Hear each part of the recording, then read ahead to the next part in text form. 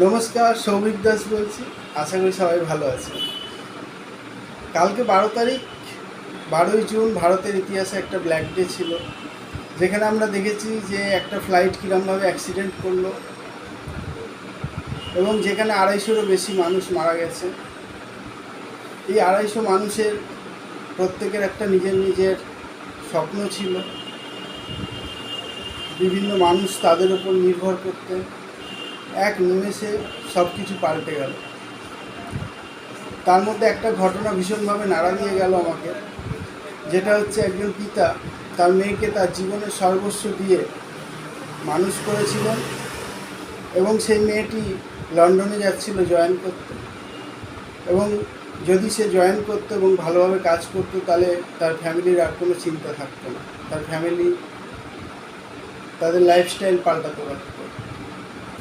কিন্তু কালকের ঘটনায় সেই মেয়েটি যখন মারা যায়, তার বাবার সমস্ত আশা, সমস্ত কিছু নষ্ট হয়ে যায়। তো ব্যাপারটা এটাই যে আমরা যারা ফ্লাইটে যাতায়াত করি, বা আপনিও অনেক সময় ফ্লাইটে যান, শুধু ফ্লাইটেই নয়, আমরা ট্রেনেও যাই, বাসেও যাই, সর্বদাই যাওয়া আসা করতেই থাকি। যখনই আমরা যাই তখন আমাদের রিস্ক ফ্যাক্টর কাজ করে, আমাদের উপরে অনেকে নির্ভর করে। তো একবার ক্যালকুলেশন করে দেখার টাইম হয়ে গেছে যে আপনার ইন্স্যুরেন্স কভারেজটা একদম ঠিকঠাক আছে কি না।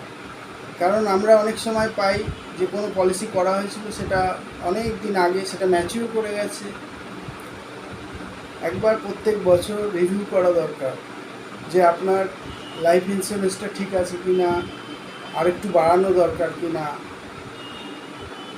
কারণ আপনার ফ্যামিলি আপনার উপরে নির্ভর করে।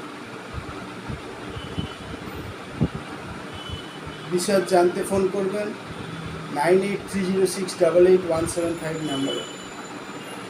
থ্যাংক ইউ, ভালো থাকবেন।